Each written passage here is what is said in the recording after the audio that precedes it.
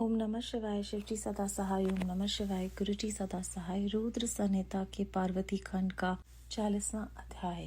भगवान शिव का बारात लेकर हिमालयपुरी की ओर प्रस्थान। ब्रह्मा जी कहते हैं, मुने, तदनंतर भगवान शंभु ने नंदी आदि सब गणों को अपने साथ हिमाचलपुरी को चलने की प्रसन्नता पूर्वक आज्ञा देते हुए कहा, तुम लोग थोड़े से गणों को यहाँ रखकर शेष सभी लोग मेरे साथ उत्साह और आनंद से युक्त हो गिरिराज हिमवान के नगर चलो। फिर तो भगवान की आज्ञा पाकर गणेश्वर, शंखकर्ण, केकराक्ष, विकृत, विशाख, पारिजात, विकृतानंद, दुदुम्भ, कपाल, संदारक, कंदुक, कुंडक, विष्टम्भ, पिप्पल, सनादक, आवेशण, कुंड, परवर्तक, चंद्रतापन, काल, कालक, महाकाल, अग्निक, अग्निमुख, आदित्य मूर्धा, घनावह, सनाहा, कुमुद, अमोघ, कोकिल, सुमंत्र, काकपादोदर, संतानक, मधुपिंग, कोकिल,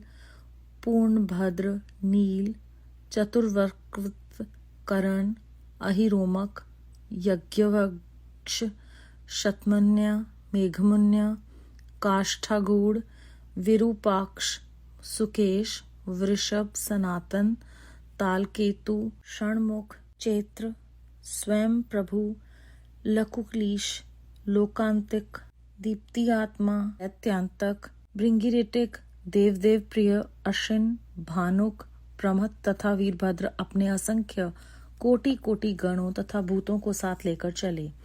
नंदी आदि गणराज असंख्य गणों से घिरे चले तथा क्षेत्रपाल और भैरव भी कोटि कोटि गणों को लेकर उत्सव मनाते हुए प्रेम और उत्साह के साथ चल पड़े। वे सब सहस्र हाथों से युक्त थे, सिर पर जटा का मुकुट धारण किए थे। उन सबके मस्तक पर चंद्रमा और गले में नील चिन्ह थे तथा वे सब के सब त्रिनेत्रधारी थे। उन सब ने रुद्राक्ष के आभूषण पहन रखे थे, सभी उत्तम भस्म धारण किए थे और हार, कुंडल, केयूर तथा मुकुट आदि से अलंकृत थे। इस प्रकार देवताओं तथा दूसरे दूसरे गणों को साथ ले भगवान शंकर अपने विवाह के लिए हिमवान के नगर की ओर चले। चंडी देवी रुद्रदेव की बहन बनकर खूब उत्सव मनाती हुई बड़ी प्रसन्नता के साथ वहां आ पहुंची। वे शत्रुओं को अत्यंत भय देने वाली थी।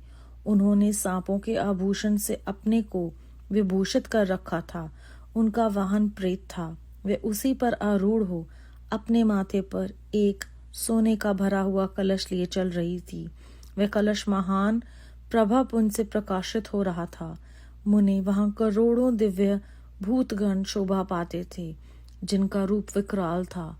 उनके रूप रंग भी अनेक प्रकार के थे। उस समय डमरुओं के डिम डिम घोष से, भेरियों की गड़गड़ाहट से और शंखों के गंभीर नाद से तीनों लोग गूंज उठे थे। दुदुम्बियों की ध्वनि से महान कोलाहल हो रहा था। वह जगत का मंगल करता हुआ अमंगल का नाश करता था।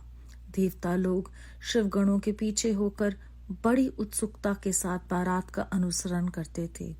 संपूर्ण सिद्ध और लोकपाल आदि भी देवताओं के साथ थे। देव मंडली के मध्य भाग में गरुड़ के आसन पर बैठकर लक्ष्मीपति भगवान विष्णु चल रहे थे। मुनि, उनके ऊपर महान छत्र तना हुआ था जो उनकी शोभा बढ़ाता था। उन पर चवर डुलाए जा रहे थे और वे अपने गणों से घिरे हुए थे।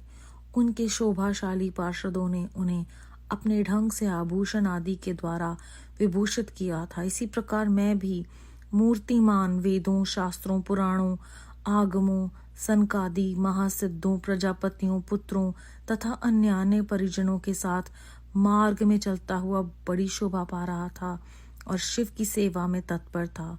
देवराज इंद्र भी नाना प्रकार के आभूषणों से विभूषित हो ऐरावत हाथी पर आरूढ़ होकर अपनी सेना के बीच से चलते हुए अत्यंत सुशोभित हो रहे थे। उस समय बारात के साथ यात्रा करते हुए बहुत से ऋषि भी अपने तेज से प्रकाशित हो रहे थे। वे शिव जी का विवाह देखने के लिए बहुत उत्कंठित थे।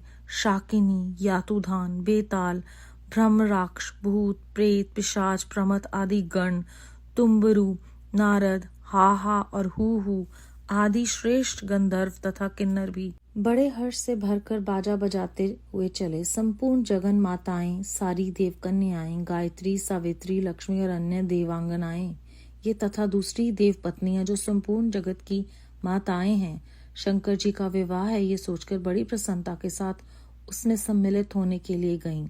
वेदों, शास्त्रों, सिद्धों और महर्षियों द्वारा जो साक्षात धर्म का स्वरूप कहा गया है तथा जिसकी अंग कांति शुद्ध स्फटिक के समान उज्जवल है, वह सर्वांग सुंदर वृषभ भगवान शिव का वाहन है।